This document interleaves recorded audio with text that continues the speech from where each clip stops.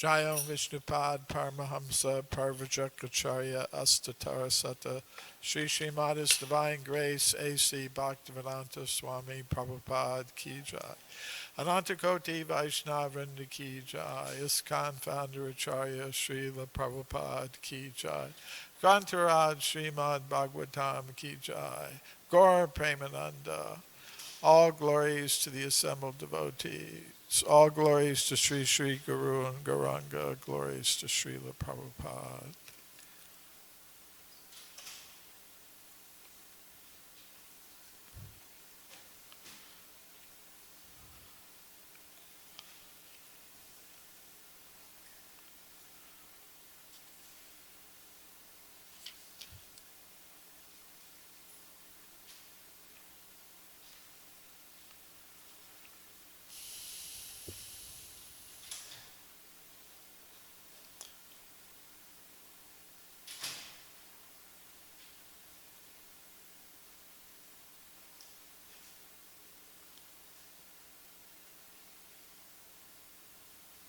Om Namo Bhagavate Vasudevaya.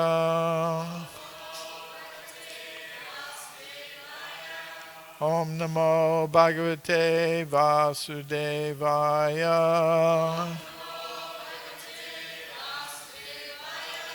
Om Namo Bhagavate Vasudevaya.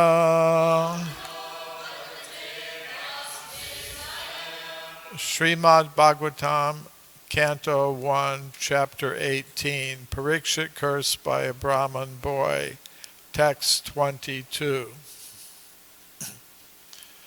Yatra anuraktaha sahasaiva dhira vyapoya dehadishu sangam udam Vajanti tat parama hamsyam antyam yasmin ahimsopashamaha swadharmaha yatanurakta sahasaiva dhira Vyapoya dehadishu sangamudham Vajanti tat paramahamsyamantyam Yasmin ahimso pashama swadharmaha Yatanurakta sasaiva dhira Vyapoya dehadishu sangamudham Vajanti tat paramahamsyamantyam Yasmin ahimso pashama swadharmaha Yatanurakta sasaiva dhira Vyapoya dehadishu sangamudham Vajanti tat paramahamsyamantyam Yasmin ahimso pashama swadharmaha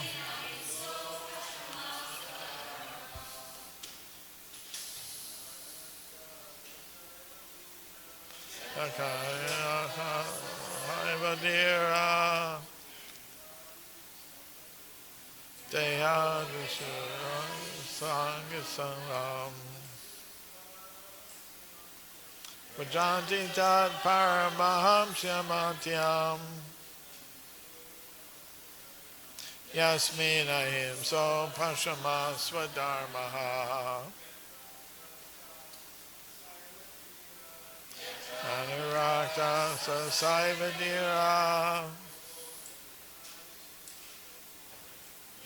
Roya Adishu Sangamudham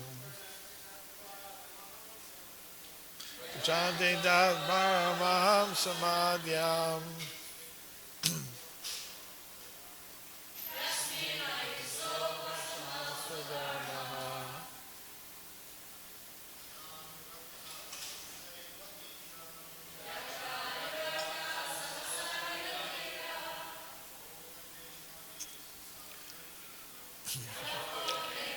Yadisha sangamudham.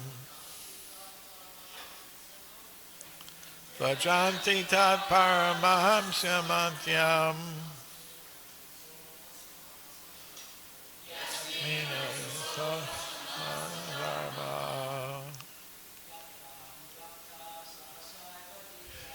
Yatanurakta sasaivadira.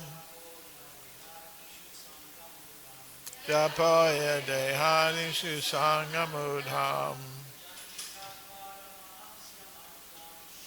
Antisat paramaham samantyam.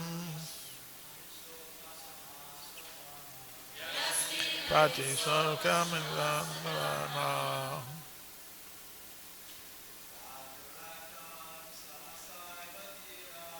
Yatanurakta sasaivadira. Poya dehanishu sangamadham.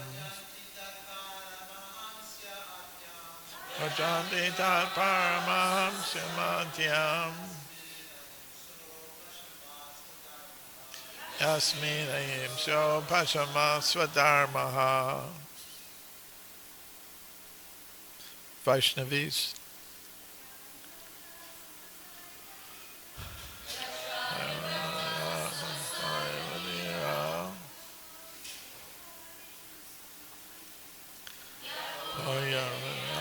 Sangamudham. Janti tat paramaham samantyam. Yasmin pradisokam dharmaha.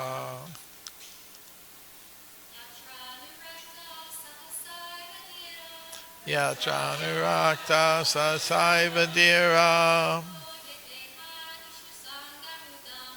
Yapoya dehanishu sangamudham. Nantitat paramaham samantyam. Yasmin ahimso pachama swadharmaha.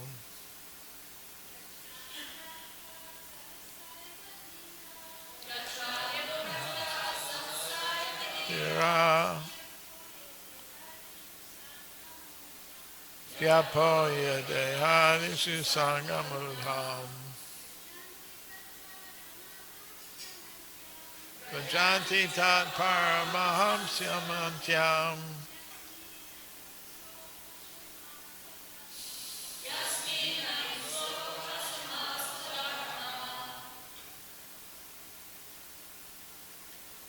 Yatra, unto whom, anuraktaha, firmly attached, sa, all of a sudden, eva, certainly, dhiraha, self-controlled, vyapoya, leaving aside, deha, the gross body and subtle mind,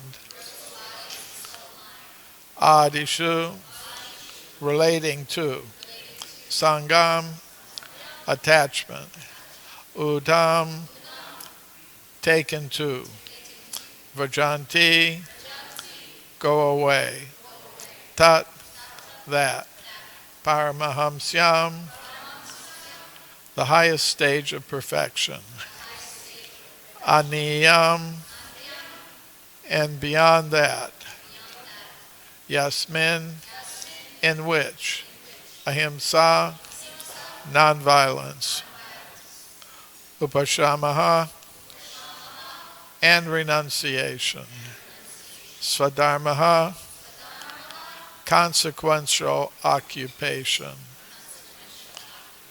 Translation and purport by His Divine Grace A.C. Bhaktivedanta Swami Prabhupada. Self-controlled persons who are attached to the Supreme Lord, Sri Krishna, can all of a sudden give up the world of material attachment, including the gross body and subtle mind, and go away to attain the highest perfection of the renounced order of life, by which nonviolence and renunciation are consequential. Purport. Only the self-controlled can gradually be attached to the Supreme Personality of Godhead. Self-controlled means not indulging in sense enjoyment more than is necessary. And those who are not self-controlled are given over to sense enjoyment. Dry philosophical speculation is a subtle sense enjoyment of the mind. Sense enjoyment leads one to the path of darkness. Those who are self-controlled can make progress on the path of liberation from the conditional life of material existence. The Vedas therefore enjoin that one should not go to the path of darkness, but should make a progressive march towards the path of light or liberation. Self-control is actually achieved not by artificially stopping the senses from material enjoyment, but by becoming factually attached to the Supreme Lord, by engaging one's unalloyed senses in the transcendental service of the Lord. The senses cannot be forcibly curbed, but they can be given proper engagement. Purified senses, therefore, are always engaged in the transcendental service of the Lord. This perfectional stage of sense engagement is called bhakti yoga. So, those who are attached to the means of bhakti yoga are factually self-controlled and can all of a sudden give up their homely or bodily attachment for the service of the Lord. This is called the Paramahamsa stage. Hamsas, or swans, accept only milk out of a mixture of milk and water. Similarly, those who accept the service of the Lord instead of Maya's service are called the Paramahamsas. They are naturally qualified with all the good attributes such as pridelessness, freedom from vanity, nonviolence, tolerance, simplicity, respectability, worship, devotion, and sincerity. All these godly qualities exist in the devotee of the Lord spontaneously. Such Paramahamsas who are completely given up to the service of the Lord are very rare. They are very rare even amongst the liberated souls. Real nonviolence means freedom from envy. In this world, everyone is envious of his fellow being, but a perfect Paramahamsa, being completely given up to the service of the Lord, is perfectly non-envious. He loves every living being in relationship with the Supreme Lord. Real renunciation means dependence on God. Every living being is dependent on someone else because he is so made. Actually, everyone is dependent on the mercy of the Supreme Lord. But when one forgets his relationship with the Supreme Lord, he becomes dependent on the conditions of material nature. Renunciation means renouncing one's dependence on the conditions of material nature, and thus becoming completely dependent on the mercy of the Lord. Real independence means complete faith in the mercy of the Lord without dependence on the conditions of matter. This Paramahamsa stage is the highest perfectional stage in Bhakti Yoga, the process of devotional service to the Supreme Lord. Om Jnana Timirandasya Gyananjana Shalakaya Chakshurun Militam Yena Tasmai Shri Gurave Namaha Shri Krishna Chaitanya Prabhu Nityananda Shri Advaita Gadadhar Shri Vasari Gaur Bhaktivinoda Hare Krishna, Krishna Krishna, Hare Hare, Hare Rama, Rama Rama, Hare Hare.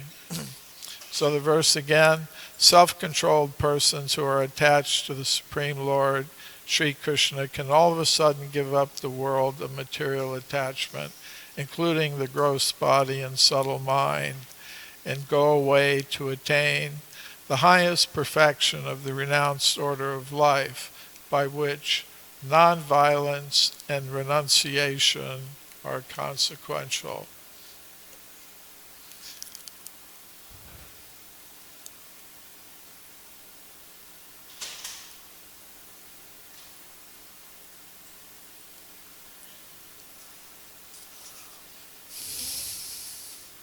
So in the purport, Srila Prabhupada mentions that one should not go on the path of darkness, but should go on the path of light.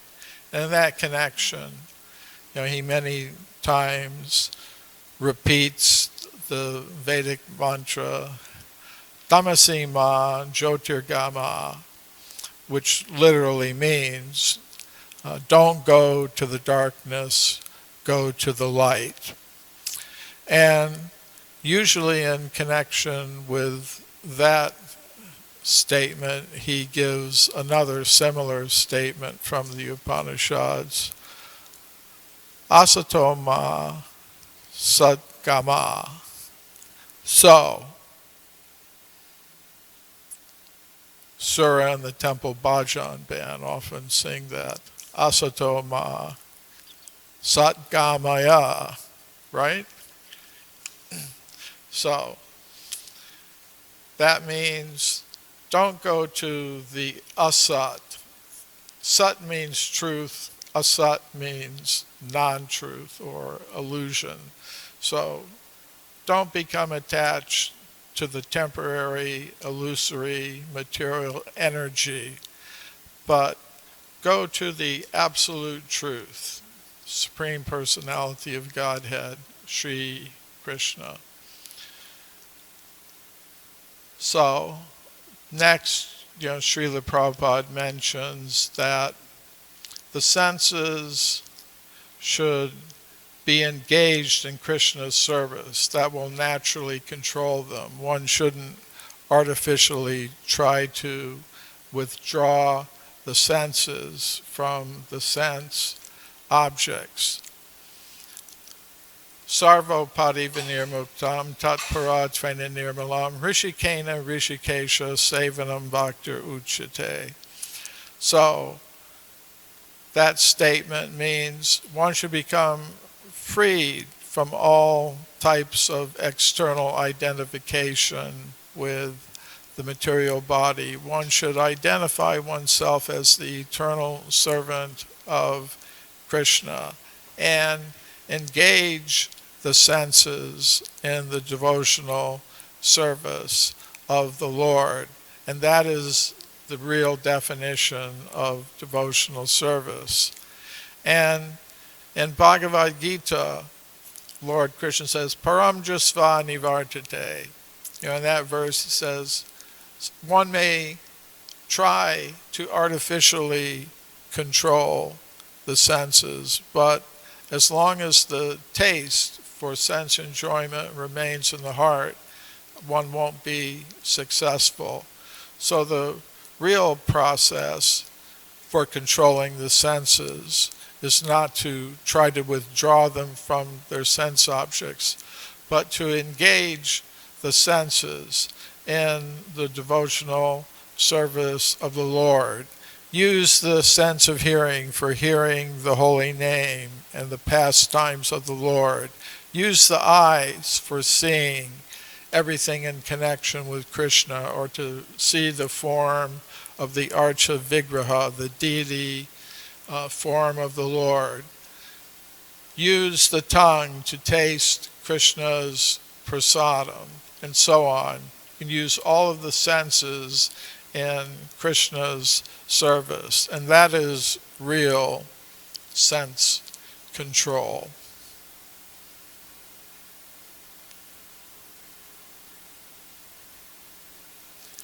Then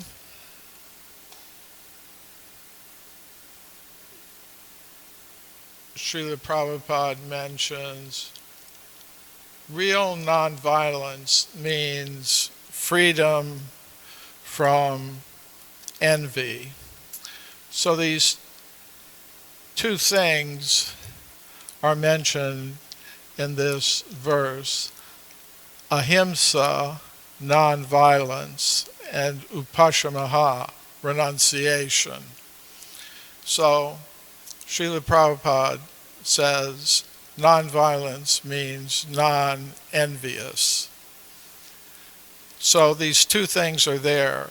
We should become freed from envy, and we should become freed from attachment to material sense gratification. And these two things are the reason we are here in the material world. Krishna says in Bhagavad Gita, Ichcha dvesha samutena dvandva mohena bharata sarvabhutani samoham sarge yante parantapaha. Because of desire and hatred, Srila Prabhupada translates that verse in the Bhagavad Gita that way, desire and hatred. Because of those two things, living beings are in illusion, and because of that, they must enter sarga yanti parantapa. Sarga means the material world, the creation. They must enter the material creation because they have hatred for Krishna, and they have a desire to enjoy themselves separately from Krishna. Now, elsewhere in the Srimad Bhagavatam, Srila Prabhupada gives translations of that verse from Bhagavad Gita in which he says dvesha means envy. So, envy and attachment to material sense gratification. Devotees must become freed from these two things. So, envy is the feeling that one gets when one compares oneself to another person and is very unhappy because the other person has qualities or abilities or a status that one desires for oneself and doesn't have.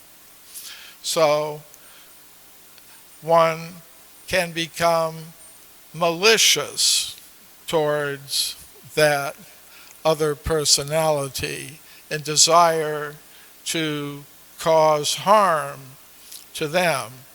And that's why this concept of envy is connected with another phenomenon called Schadenfreude in German. It means you take pleasure at seeing other people in distress. Like when you see the person that you're envious of, something bad happens to them, you become happy. Now, generally it's said that a Vaishnava, a devotee of the Lord, should be paradukhi dukkha, that the devotee becomes unhappy at seeing the unhappiness of other people and becomes merciful and compassionate to them. But sometimes we become paradukkha sukhi. We become happy at seeing the distress of others. Now there's another phenomenon connected with envy. It's mentioned in a few places in the Srimad Bhagavatam and Bhagavad Gita, and that is self-envy.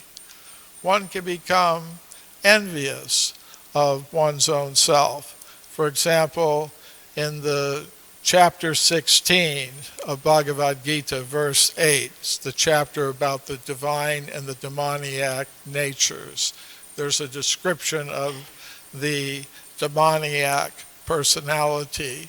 And Srila Prabhupada says, the demoniac person becomes envious of his own self. In the Srimad Bhagavatam, 6th canto, in the history of King Chitraketu, there's a verse that states that any system of religion other than pure devotional service to the Supreme Personality of Godhead, Bhakti Yoga, is actually a system for envy of oneself and others. In the Sanskrit, I think it's swapara druha. Swa means oneself, para means others, druha means to become envious. That term is also used in the 4th canto of the Srimad Bhagavatam, Atma Druk. One becomes envious of one's self. So, what does that actually mean? You become envious of your own self. Means we become envious of the real self, the soul. Jivaras Rupahoy Krishnera Nityadas, Lord Chaitanya would say. And that means by nature we are meant to be devotees of the Supreme Personality of Godhead. So, sometimes we become envious of that real self. We hate that self. No, don't be good. I'm not going to be good. I'm not going to serve Krishna. With the false ego, we become envious of the real self and act to destroy it. So, this is a phenomenon that psychologists have noticed in this present age. They call it the selfie age. And it's manifest in social media, Facebook, Instagram, where people present an idealized picture of their lives. Here's me with my wonderful friends. Here's me at Disneyland.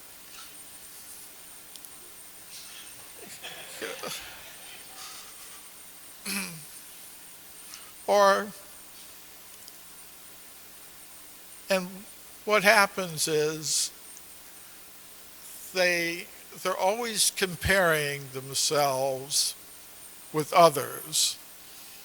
And on the internet, you can compare yourself with thousands and thousands and thousands of other people. What they look like, what they're doing, how much money they have, what success they've had.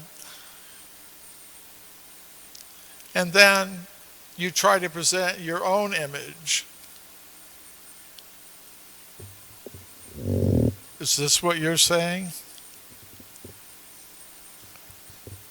Is that all right? So, and what happens is we try to present on our Facebook page, our Twitter feed, our Instagram profile, that we're having a wonderful time.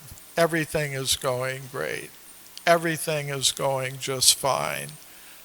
But what psychologists say is that many people, they become envious of the self that they've created on social media. Like, why can't my whole life be like that, like the image that I'm trying to present? And then there's the standard kind of envy. Say, I write books, I give lectures, I have videos on YouTube. So I look at my video, I see it's got 18,000 hits on it. And I see another author has 18 million hits on his. So I go,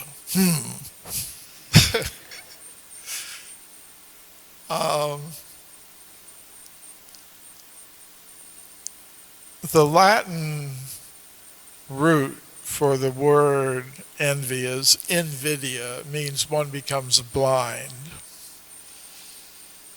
We become blind to what Krishna has given us. We can't be satisfied with our position. We want somebody else's position.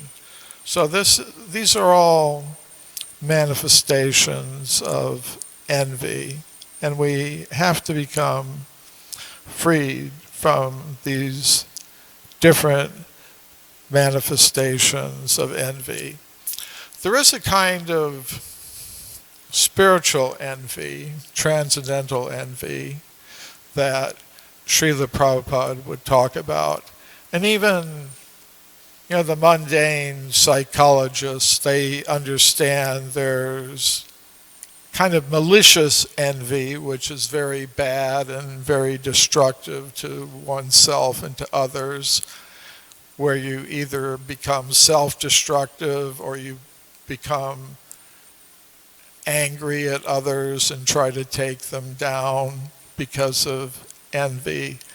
But even on the mundane level, they recognize that there's a kind of healthy envy where, you see someone has had some success and it inspires you in a non-malicious way to try to do better yourself.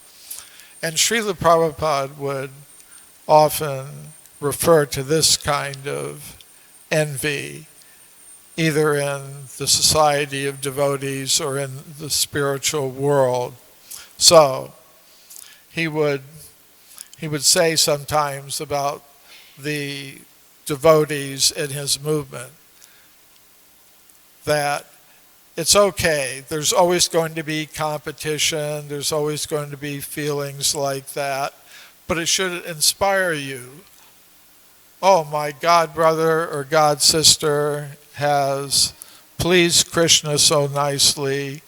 Let me also try to please Krishna nicely. Or he would refer to the spiritual world. One gopi will see another gopi has pleased Krishna in some wonderful way and will think, let me also please Krishna in a wonderful way or an even better way. So it's non-malicious kind of envy. So, that may be there. And the final point Srila Prabhupada makes is one should, he says, real independence means becoming independent from the conditions of matter.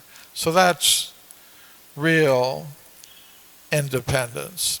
So I'll stop there. Does anybody have any questions, comments? Yes, Vishaka?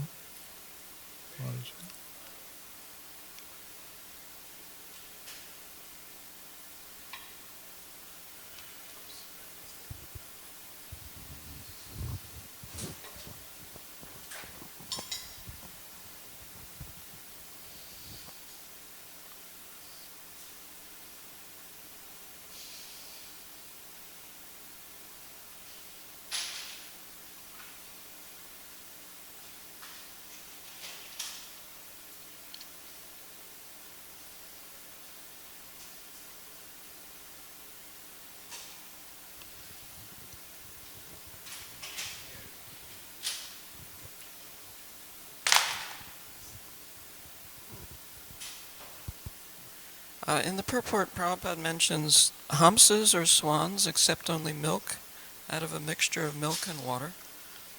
Can you explain how hamsas or swans do that?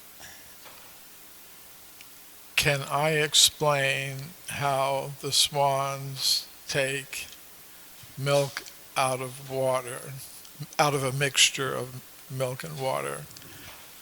I can't explain how they do it. I just know that they do it based on the statement of my spiritual master. So I really don't know how they do it. I can't do it. Is it something? Is it something that's been I'm not a noticed? Paramahamsa. Is it something that's been noticed by anybody? But You know, that would have to be researched to see if it's an actual phenomenon that any biologist or zoologist or ornithologist has looked into. I'm not aware of any such studies, but I really haven't searched the scientific literature on it. and when it mentions milk, are they talking literally what comes from a cow, or is it some other sort of milk? So the question is, when Srila Prabhupada mentions milk, does it mean milk from the cow or from some other animal? Again, I'll have to admit, I don't know. Does anybody know? Do you know, Karta? Might.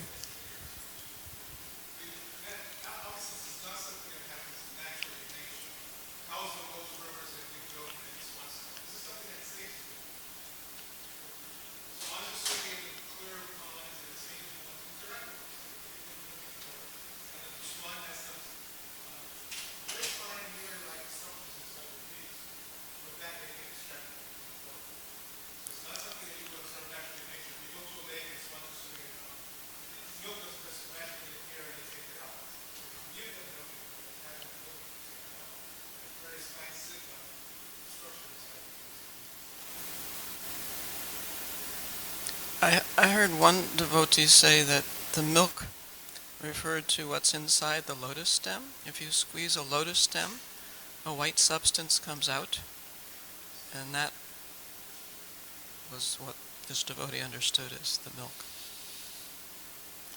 Okay, very good.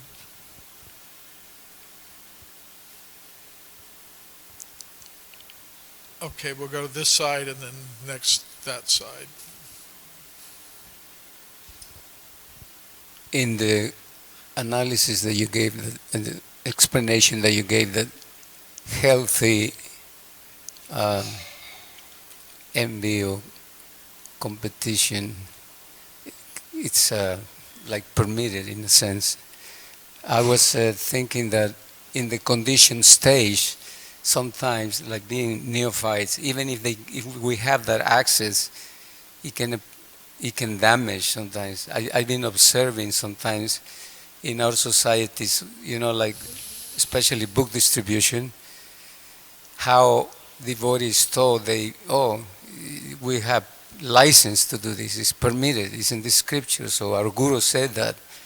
And that can be in any subject like cooking or dressing the deities. And so my question will be, how can you check that actually?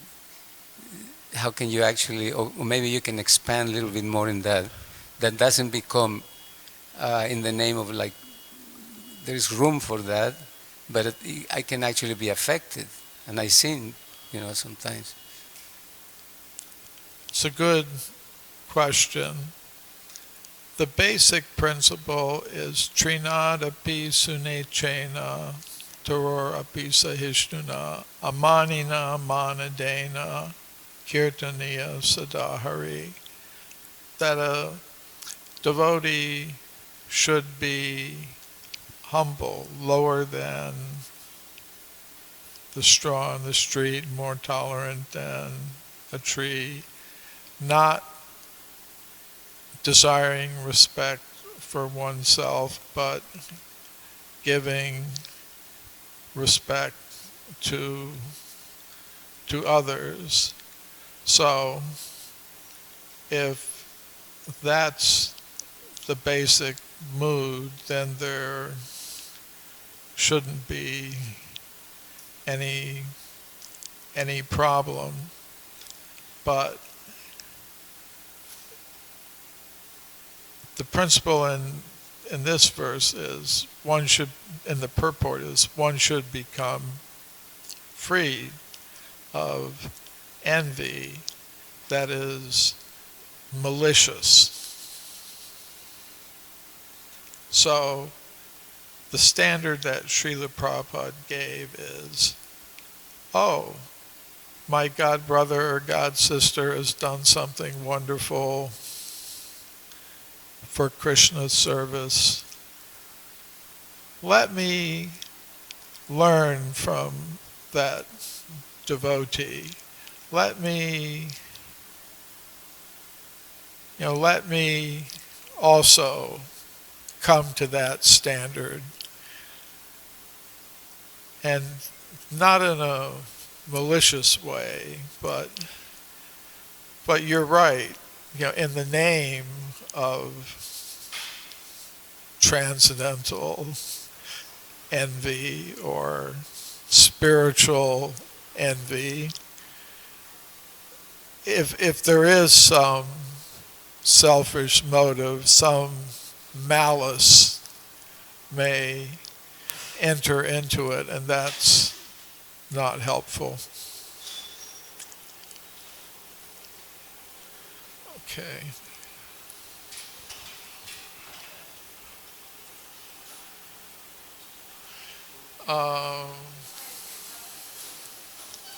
Hare Krishna. Hare Krishna. Yeah, I was thinking that, to consider that there could be something that's good about envy could be dangerous, because actually everything runs on a spectrum. So you have at one end you have envy, which is malicious. And on the complete opposite side you have admiration, or the desire to emulate and to grow in the direction of that person. So to consider having healthy envy is just a misuse of the word envy, because envy is a dark and negative emotion which we really need to avoid. And there was something else I was going to say, but I forgot. Sorry. Okay, nice point.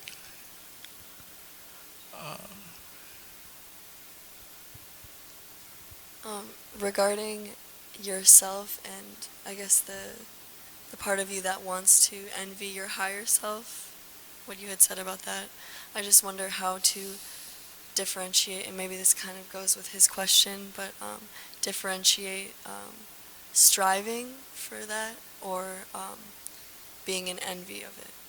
Do you know what I'm saying? I think you put it in a nice way, that there's the higher self, our identity as eternal, loving servants of Krishna. And then there's our lower self, the self that we encounter because of false ego, as independent enjoyers in competition with others. So I think you expressed it very nicely. There's that higher self and there's that lower self. And we're kind of sometimes striving for that higher self, but then the lower self will say, no, we don't want to do that. And will kind of take us in another direction. So that, and we develop a negative attitude towards our own higher self. And we don't want to go there. We don't want to. So that's, I think, the definition of self-envy. Okay. Yeah, he had.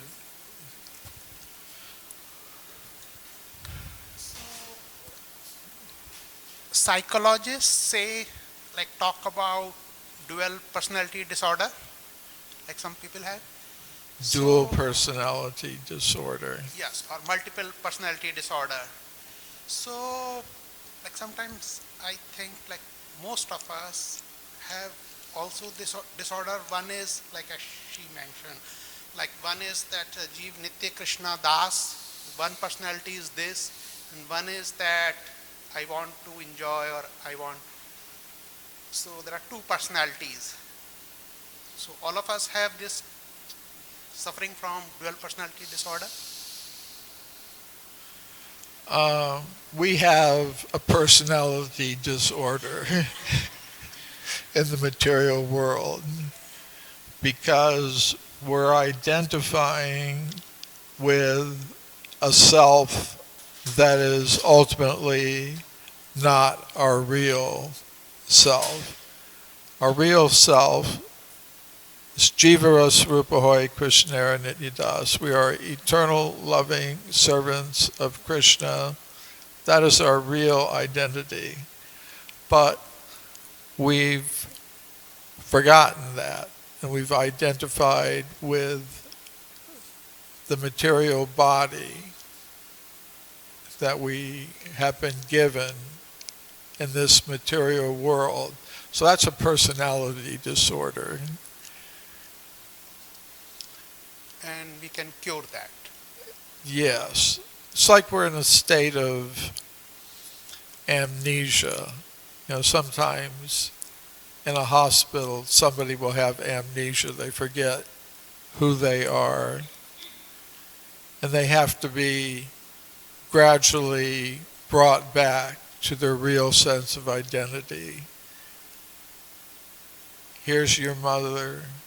Here's your father. And they may also be paralyzed. They have to be taught to use their senses again, how to walk, how to pick up things. So we're kind of like in that condition. We've got amnesia and we're paralyzed and we need rehabilitation So psychologically and physically. So process of bhakti yoga can help cure this dual personality disorder. Yes, it can cure the personality disorder. Yes. Okay, one more and then we'll stop. You mentioned that your preaching is extended to YouTube, but I saw that you're also on Netflix. There's an Ancient Aliens. Oh, the Ancient Alien has series. now come to Netflix. Drutakarma is on Netflix. His preaching has gone from. But some people have more time on the show than I did. I only got. But it doesn't. You're there. I only got 2 minutes, and they gave more time to other people. I'm envious. But you're on the cover page banner. They're showing your picture on the cover page banner. Oh, they are. Okay. Now I feel better. Hare Krishna. Glory to Srila Prabhupada.